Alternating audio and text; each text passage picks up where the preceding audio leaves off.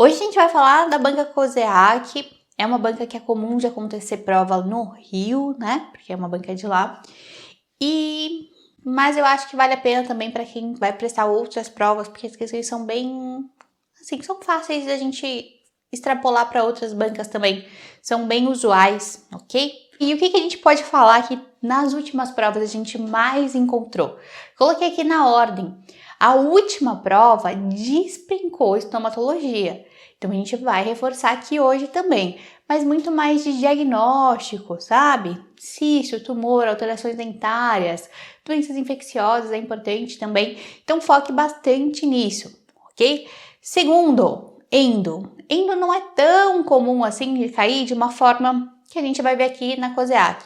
Ele não cobra só o diagnóstico, sabe? Ele cobra terapias pulpares, ele cobra também materiais que a gente vai usar durante o tratamento endodôntico, por exemplo, as soluções irrigadoras. Então, tentei pegar essas questões um pouquinho mais diferentes, sabe? Pra gente revisar aqui hoje. Então, esses dois são os que eu quero que vocês caprichem muito para COSEAC.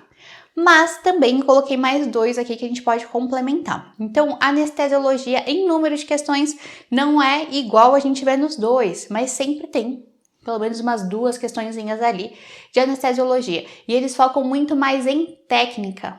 Então, sabe, aquelas questões assim, fala assim, o nervo que irriga aquela região, que inerva aquela região, qual que seria o nervo anestesiado, extremamente importante, e saber fazer as técnicas também, ok? E ainda coloquei aqui um último, farmacologia, sem muitas complicações a farmacologia, tá? Então, cai bastante de antibiótico, classificação de antibiótico, indicação, profilaxia antibiótica, posologia de anti-inflamatório, por exemplo, nada de muito preocupante. E eu vou dar uma dica bônus ainda, que eu não coloquei aqui, mas pelo menos uma questãozinha sempre aparece aqui de código de ética. Então não é algo que sempre cai, sabe? Quer dizer, não é algo que muito cai, mas sempre cai. Então pelo menos uma questãozinha aí de código de ética odontológica é importante. Ok? E aí vocês vão encontrar todo esse padrão na prova, eu garanto para vocês. Agora vamos lá, vamos começar a nossa resolução?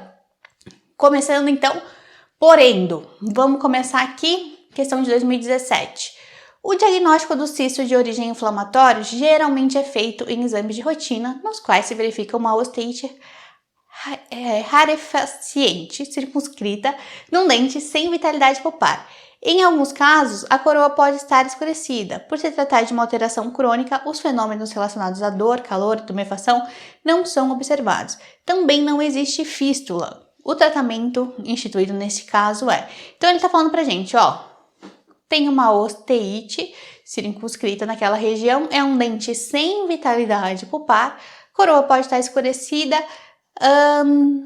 pode ter alterações, pode se tratar de uma alteração crônica, fenômenos relacionados à dor, calor e tumefação não são observados e também não tem fístula. O que a gente vai fazer aqui? Então, veja, a gente nem precisou fazer diagnóstico aqui, porque ele já falou pra gente que é uma alteração de polpa morta, ok? E aí ele quer saber qual que é o tipo de tratamento que a gente faria. Coloque aí nos comentários qual que vocês colocariam.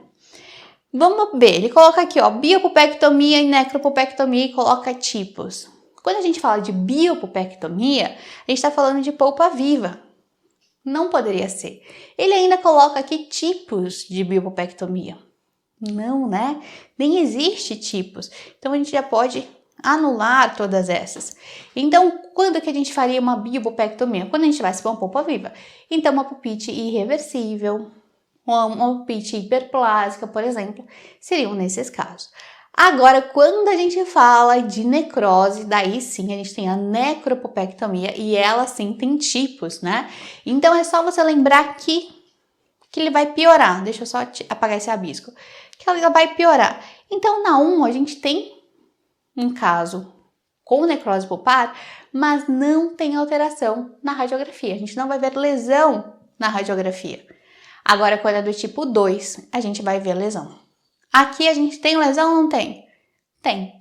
Então, qual que seria a opção que a gente teria? Seria aqui, a necropulpectomia tipo 2, ok? Então, é só lembrar, polpa viva, biopulpectomia. Quando a gente falar de necrose, daí a gente tem dois tipos, a necropopectomia, tipo 1, quando não tem uma lesão na radiografia, e tipo 2, quando a gente tem a lesão. Então, essa daqui, molezinha. Vamos para mais uma de indo agora. Então, veja, na prova da COSEAC vai ter questões também de diagnóstico, tá? Então, características da pulpite e assim vai. Tentei trazer aqui umas questões um pouquinho mais diferentes pra gente tentar se aprofundar. Então, aqui, ó, falando de hipoclorito. A solução de hipoclorito de sódio a 2,5% é conhecida como? Vamos aproveitar aqui, então, vamos revisar. Quando a gente pensa no hipoclorito, a gente tem tipos diferentes. E aí, veja, a gente tem não só as concentrações diferentes, mas também tem aqueles tipos que, ó, autor tal colocou uma misturinha diferente, ele vai dar o nome dele. Então, aqui o que a gente precisa saber? Só precisa decorar o que vai ter na composição, principalmente quando for uma misturinha, e quando tiver nome diferente, saber a concentração. Então, vamos lá. A gente tem ele a 0,5%, tem a 1% purinho mesmo, e aí não tem nome. Daí, quando a gente falar de 2,5%, que é o que ele pedia aqui, ó, purinho também, vai ser a solução de Labarraque, né? Quando a gente falar de 2 a 2,5%, veja, aqui é 2,5%, pronto. 2 a 2,5%, água sanitária, 5%, soda clorada, e aqui eu coloquei as misturinhas, tá? Então, quando a gente tiver 1% mais 16% de cloreto de sódio, vai ser a de Milton. Quando tiver 0,5% mais ácido bórico, é o Dakin, famosão, né? E quando tiver 0,5% mais bicarbonato, daí é o Dalsfrenin. Ok? E, gente, essa daqui, juro, eu já tentei milhões de vezes fazer aqueles esquemas para ajudar vocês a decorarem. Não tem. Então, o que eu recomendo que vocês façam? Isso daqui não é tão comum de cair nas bancas, no geral. Hoje a gente tá falando de COSEAC aqui, se você pegou aqui no meio do caminho. Não é tão comum. Cai mais em prova de clínico, de especialista. Prova de clínico cai pouco. Mas quando cai, separa a galera, né? Então é aquela que pouca gente acerta. Então não sei como fazer esqueminha para vocês decorarem. Então o que eu recomendo que você faça? Fale muitas vezes sequencial. Fala muitas vezes. Sabe daquela revisãozinha que eu sempre falo para vocês, ó, pega no dia do estudo, tira ali 5 minutinhos, dependendo da quantidade, 5 a 15 minutinhos para revisar o que vocês estão vendo antes, pega e fica repetindo várias vezes nessa ordem. E aí uma hora entra, né? Água mole, pedra dura, tanto faz até que for. Então aqui ele colocou... Ele nem tinha a possibilidade de a gente se confundir, que a gente podia se confundir com água sanitária, né? Ele ainda colocou misturado água clorada, quando seria soda clorada. Daí aqui ele colocou Dunkin, mas vamos fingir que é Dakin, né? Não seria, porque o Dakin tá... Cadê o Dakin? Aqui, ó, meio... Daí a Milton é 1%, Dalsfrenin é 0,5% e aqui tem o Labarraque, que seria a opção certa. Fechado? Vamos agora para de estomatologia. Vamos lá. Geralmente a questão é bem direitinha, sabe? Papum, assim, diagnóstico, uma característica importante e pede o diagnóstico. Essa daqui tinham poucas questões que eram parecidas com essa, sabe? Que tem bastante características e a gente tem que encontrar agora com o diagnóstico. O contrário, geralmente eles colocam uma característica e pedem o diagnóstico, certo? Aqui ele está dando o diagnóstico e pedindo característica.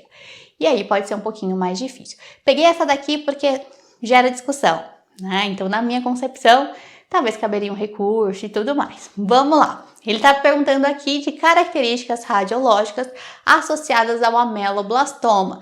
Então, um tumor aí. Na primeira ele coloca reabsorção radicular, versões e deslocamento de dentes vizinhos. Estou pegando aqui pedacinhos do livro do Neville para a gente ir respondendo. Lá no livro do Neville ele fala, ó, reabsorção radicular é comum. O deslocamento de dente não é comum, mas pode acontecer. Agora, versões, ele virar o dente, isso não. Tá? Isso não vai acontecer. A gente pode até ter um deslocamento quando a gente tem uma lesão muito grande, mas não é o comum. Então aqui a gente já vai anular essa daqui. Ó na B, radiolucência unilocular bem definida associada com dentes não erupcionados. Quando a gente olha lá no Neville também, a gente vai ter os tipos de ameloblastoma, certo? Qual que é o mais comum? O sólido, convencional ou multicístico? Esse daqui vai ser o 75 a 86%. A grande maioria vai ser desse grupo. E aí, quando a gente olha este tipo de ameloblastoma, a gente vai ver aquela característica de ser multilocular com aquelas características de bolha de sabão. Esse é o padrão. Porém, a gente tem também o outro tipo, que é o unicístico. Ele é menos comum de acontecer, né? 13 a 21%. E como que a gente vai ver ele? Muito parecido com o que a gente tem no dentígero. Então, ele vai ser unilocular, bem delimitado, radiolúcido, né? Bem delimitado, geralmente associado ao dente, à coroa de um dente não erupcionado. E aí, por isso que eu falei para vocês que aqui caberia uma discussão. Ele falou qual que é o tipo de ameloblastoma? Não falou, né? Então aqui são características radiológicas associadas ao ameloblastoma. Se ele falasse assim, ó, uma característica principal, a gente até poderia pensar que é aquela do multilocular, aspecto de bolha de sabão. Porém, aqui ele não falou.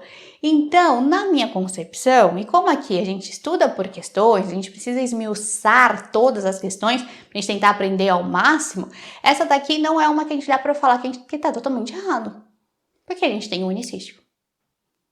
Certo? E por que eu tô falando tudo isso? Porque não foi esse o gabarito. Então, vamos colocar aqui uma interrogação. Vamos para C, ó. Margens escleróticas distintas e múltiplos focos radiopacos dentro da radiolucência. Então, aqui ele tá falando que a gente tem conteúdo radiopaco dentro de uma imagem radiolúcida, né? Isso daqui não é compatível com o ameloblastoma. O ameloblastoma, ele destrói e deixa algumas partezinhas de osso. Por isso que gera o aspecto de bolha de sabão.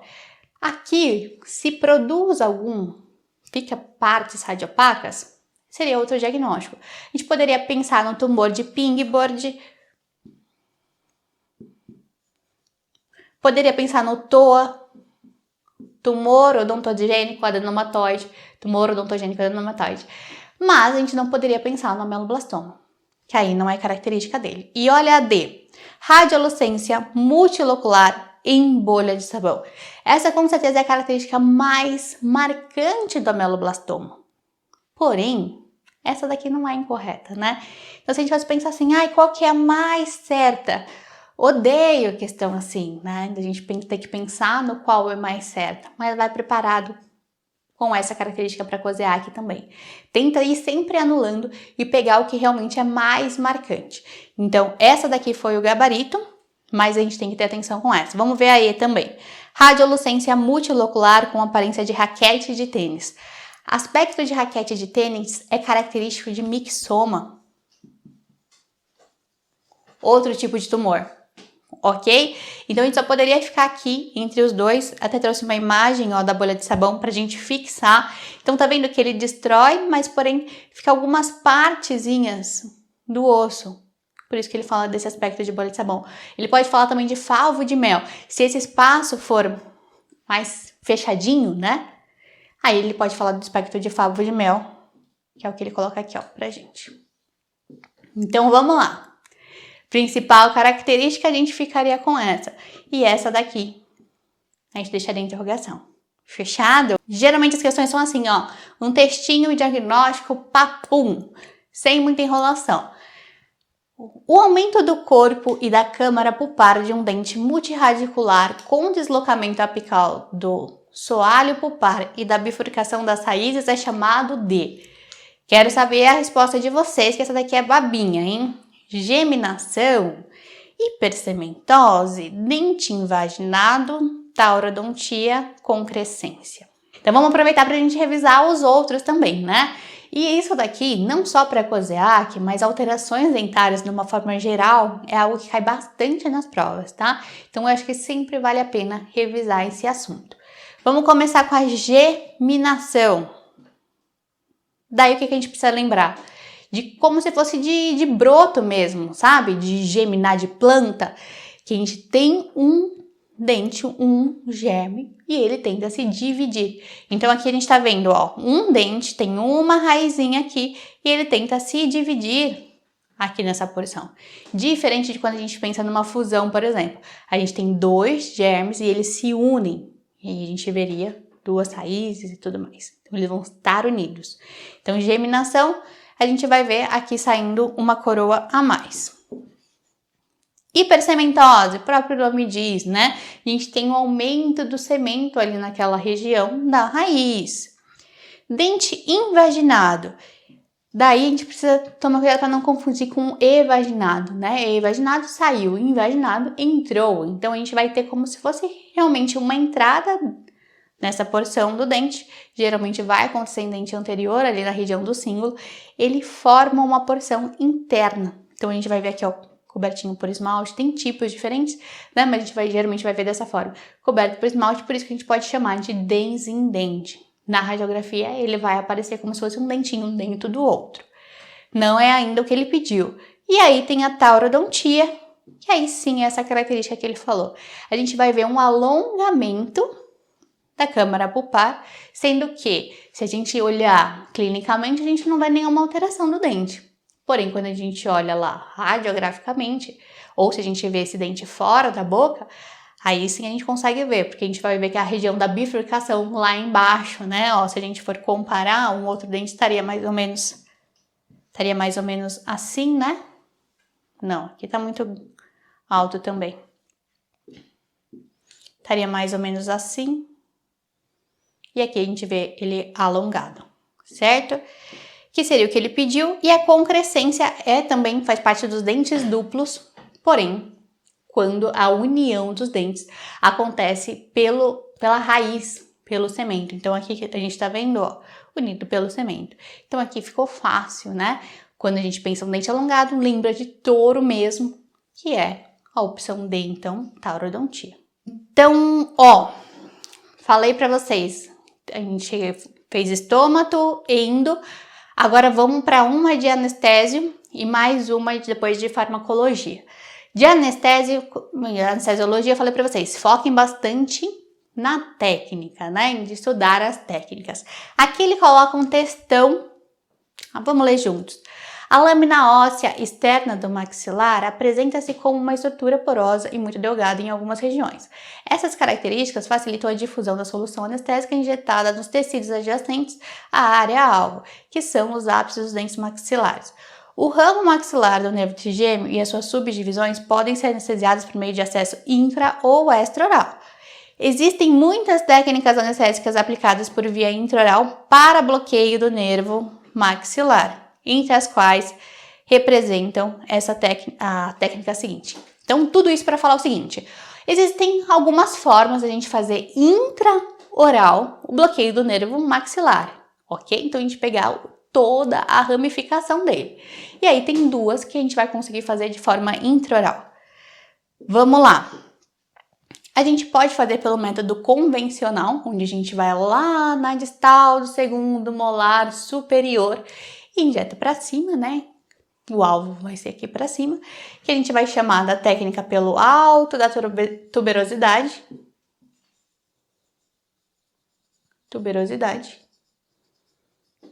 E vai pegar o nervo maxilar quando ele passa ali em cima. Nem sempre dá certo. E aí existe uma outra técnica que não é tão facinha, não é tão... como eu falo quando é bom para o paciente?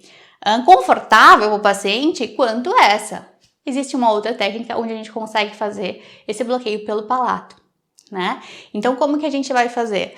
Lá, como se fosse fazer a anestesia do palatino maior, anestesia aquela região e depois introduz ali no canal do palatino maior. Então, a gente vai agir na mesma região, ó, ele vai pegar na mesma região, porém aqui por dentro, ok? Então, não é tão confortável que eu falei, mas é uma alternativa quando a gente não consegue por essa região. Então, qual que é a outra forma que a gente tem de fazer intraoral? O acesso pelo palatino maior. Dentro das opções que ele colocou aqui, ele colocou um monte de coisa de região inferior. Então, ficaria fácil a gente excluir, né? Por exemplo, lingual, daí ele colocou o palatino maior. O incisivo, na minha opinião, era o único que caberia uma pegadinha aqui, porque a gente consegue fazer um acesso alternativo também aqui, né, pela região do forame aqui, ó, nasopalatino, a gente conseguiria fazer ainda um acesso para fazer o bloqueio do nervo alveolar superior anterior por essa região. Mas a gente não consegue bloquear todo o nervo maxilar. Aqui, então, é só o bloqueio do asa, né? Alveolar superior anterior. Então, esse daqui, na minha concepção, era uma pegadinha. Palatino menor, a gente não anestesia. E teria ainda o mentoniano. Beleza? Olha, se eu não me engano, tem uma aula de técnicas anestésicas maxilares e a gente comenta isso, tá lá no YouTube. Vamos agora para uma de farmacologia. Farmacologia também vai ser bem tranquilão, tá? Na COSEAC. Então, que nem eu falei, foca em antibiótico, indicações das medicações, na posologia e já é o suficiente. Essa daqui é até meio farmacologia, meio estomatologia, ó. Ele fala assim, assinale o fármaco mais frequentemente utilizado no tratamento da gengiva estomatite herpética recorrente. E aí a gente só precisaria lembrar das classes dos medicamentos. Aqui a gente está falando então de uma doença viral, né? Então aqui a gente teria o aciclovir. A anistatina, na verdade, é antifúngico. Geralmente a gente vai indicar para candidíase.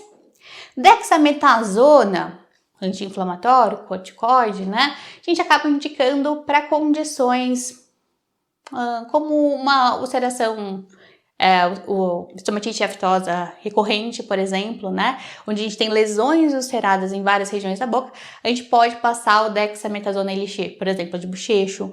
Poderia ser também líquen, por exemplo, a gente poderia utilizar. Não seria o mais indicado neste caso. O itraconazol também vai ser um antifúngico, né? Ele é pouco utilizado para candidíase, ele vai ser mais para histoplasmose. E o fluconazol também é antifúngico, e aí ele entra como uma das opções que a gente tem para candidíase também. Então aqui só sabendo, relacionando a origem, né, a etiologia da alteração com o tipo de medicamento, a gente já alcançaria o sucesso nessa questão. Certo? Queridos, separei aqui o puro suco do milho, do que mais é de importante para a COSEAC. Lembrando também que aqui nesse YouTube você vai encontrar outras aulas também que com certeza vão te ajudar. Se não está inscrito ainda, se inscreve para não perder nenhum vídeo. Lembrando também que essa gravação é uma gravação de uma live que aconteceu lá no meu perfil do Instagram. Então toda segunda-feira às 8 horas eu entro ao vivo e faço algum aulão. E quem tá lá ao vivo, além de poder tirar dúvida no momento, eles também me ajudam a escolher os temas, eles têm acesso aos slides e tudo mais. Então não perde, se você tá perdendo, corre lá no @dentista.concursada, toda segunda-feira às 8 horas. E também se você quiser ter mais aulas como essa, eu tenho meu curso completo, com aulões, questões, resolução de prova, planejamento, aula de odonto, saúde pública, português, redação, informática, legislação, tudo separadinho para vocês dentro de um único curso. Se você quiser saber mais informações, tem o link aqui embaixo na descrição. E a última coisa, se você não curtiu esse vídeo ainda, curte para me deixar feliz. Até o nosso próximo vídeo.